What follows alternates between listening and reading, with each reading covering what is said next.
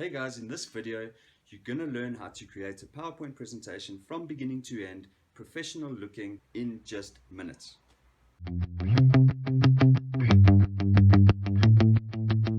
Just a quick question. Do you currently work with PowerPoint? Are you new to PowerPoint? Let me know in the comments below. I'd love to hear from you guys. If you do enjoy this type of content and you enjoy expanding your knowledge in the Microsoft Suite applications, please be sure to subscribe to the channel because these videos are going to keep coming. Let's get into the video. Okay guys, so what we're going to do is start off by opening Microsoft PowerPoint. Now what you'll notice when you open Microsoft PowerPoint, on the right here you're going to have a whole lot of templates that you can choose from. Now this goes a long way in ensuring that you have a professional looking presentation with minimal effort. So if you do find something here that is suitable in terms of layout, design and colors, I would highly recommend using that because you simply then need to edit and add to it just to complete your presentation. Let's go ahead and select a blank presentation for now. Now, when we get in here, what you'll notice is you have your tabs at the top here, much like all the other Microsoft applications. And underneath that, you have a ribbon, which will display all the options that relate to the tab you have currently selected. If you look at the column on the left here, this will show you all the slides in your presentation in chronological order from first to last. And then on the right here, this is our design area or design pane. This is where we're going to add, edit, and create our presentation. Okay, so let's start off by editing the background of the slide. You may not want to have a plain background in your slide. It may be a little bit boring. So you can right click and select the format background option. This format background properties will pop out on the right here. And you have a number of options here. You can put in a solid fill, so we can make the background blue, yellow, or whatever color we like. But we also may not want it to be a solid color. That might be too bold and too boring for us. So let's go look at gradient fill. This is quite nice because it'll pick a dark color and a light color and they'll fade into each other. You're even able to adjust the point at which they fade into each other. So this is quite useful. If you click this drop down over here, you'll see we can select that. That looks really, really nice. But if you want it to be a bit lighter or you want more of the lighter color, you can toggle these around and that will change the contrast of the image. So very useful, very nice, and it just helps add a bit of something to your presentation. Let's now go ahead and add some text to our presentation. So we want to insert and we're going to select text. You can then click anywhere on the page and you'll see it does insert the text box. We can go ahead and then type my first presentation. Now the nice thing with Microsoft Excel is you can literally click and drag this text and put it anywhere on the slide that you would like to have it. So that's quite nice and easy. And if you look at this round arrow on the top here, this will help you rotate your text. Also very nice and useful. So let's make our text a little bit bigger. To do that, you want to select your text, ensure you're on the Home tab, and then we can make it bigger or smaller. We can make it bold, italicized. We can even change the font if we like. So that looks good. I'm happy with that. Let's move this to the top middle of the slide. And I might say, okay, well, let me put a rectangle behind this text. So let's go ahead and do that. If we click on Insert, you'll see that you have the Shapes option over here. If we click that little drop down, you'll see there is quite a number of shapes and arrows and equation shapes and flowcharts. You can really do a lot here. But for the sake of this tutorial, we're just going to go ahead and put in a rectangle, which we want to sit behind our text. Oh, now you notice that is now covering our text. So let's have a look at another feature that PowerPoint does allow us to use. We can actually change the way that objects in our presentation are layered. So we can bring an object forward, we can bring it back, we can move it to the front, move it to the back. So what we want to do with our rectangle is we want to send it to the back. And you can now see that our text is on top of the rectangle. And then we might say, okay, but we want that rectangle to be white. We can then change it here, and we don't want an outline around the around the rectangle. There we go, happy. So we now have our rectangle and our text on top of it. Now, if I click on this and move it, you see the text doesn't move with the rectangle. So another thing that we can do is we can select our text and we can select our rectangle, and if we right click on it then, we got this group option. So we can group these items so that they now become one.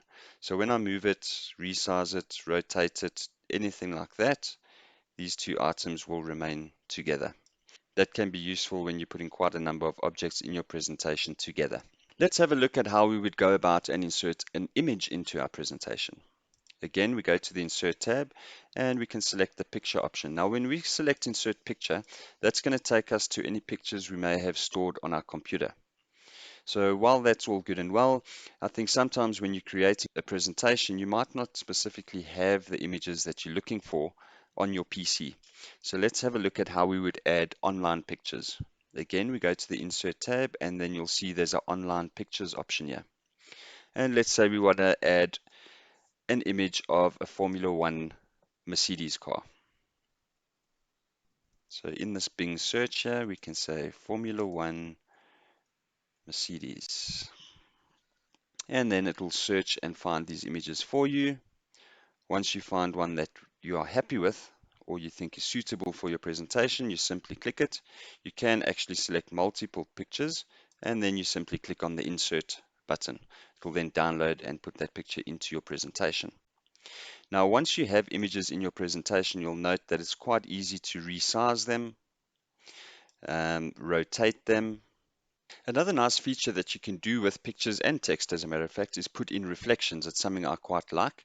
So if we put in a reflection on this picture, you can see we can start turning up the transparency and you'll start seeing the reflection come up there. And it does give just quite a nice effect that almost this image is standing on a shiny surface of some sort or something like that. So that's quite a nice thing that we can do as well.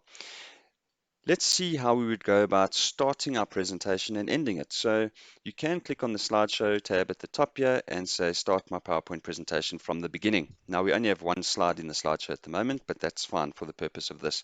So we are now in our presentation, and when I click a button, we will end our presentation. You can also use the F5 key on your keyboard. Just hit F5 and your PowerPoint presentation starts. And then by using escape, it ends. Okay, let's quickly add another slide to our presentation.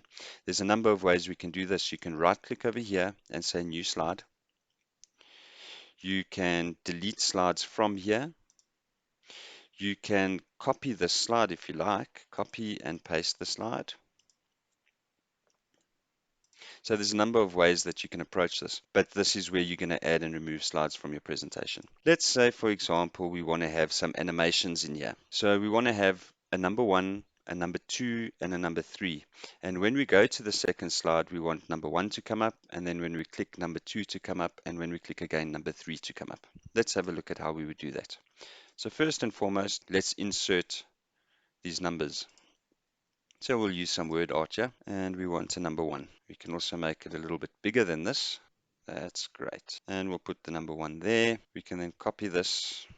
This will be our number 2, and then copy it again, and this will be our number 3. Now, nice thing about Excel, if I drag and move this 3, you'll notice that it'll automatically assist me in lining it up horizontally, vertically, centering it with other objects on the page. So it is quite nice. You'll see as you drag it, it shows you that the distance between the numbers is the same. And as I go up, it'll show me they're now in line with each other. So that really helps in getting everything nicely aligned, neat, and looking professional. All right, back to the animations. Let's click on the animations tab at the top here. It's always useful to open up the animations pane. So let's do that. And then what do we want to do first?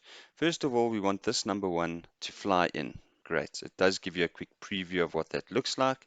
And then this number 2, we want, let's have a look. If we click this drop down, you'll see there's quite a number of animations here. Let's make this one spin. And let's do a bold flash here. So I want to point out something to you quickly. If I click this drop down here, the top couple of options here will be the number won't be on the sheet and it will appear in the sheet. It'll make an entrance. This option here, the number will be on the sheet the whole time, but when your animation is triggered, it will do whatever you've selected just to bring attention to itself.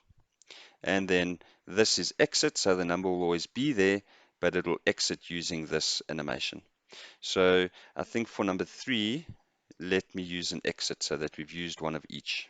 So what should happen in theory here is when we go to our slideshow, we should see number 2 and 3 because it's only number 1 that we've asked to make an entrance.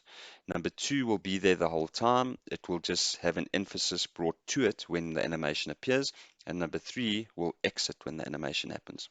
Let's have a look if we achieved our desired result. So this is the first slide of our presentation. If I then click the mouse, we'll go to the second. Now the first animation we set up was for number 1 to make an entrance. Let me click. There it is. Then we wanted to bring emphasis to number 2. Let me click. And then number 3 needs to make an exit. That's it. We can press escape to exit. So I hope that made sense. That kind of covers animations basically. Something else I can point out to you here, you don't have to always click to use an animation. You can tell it to animate after the previous, with the previous. You can set delays here. Must it wait a second or two and then run after the previous one is completed? So there is quite a bit of flexibility here with regards to what you can do. Let's quickly have a look at opening a template and show you how you can quickly put together a presentation that way.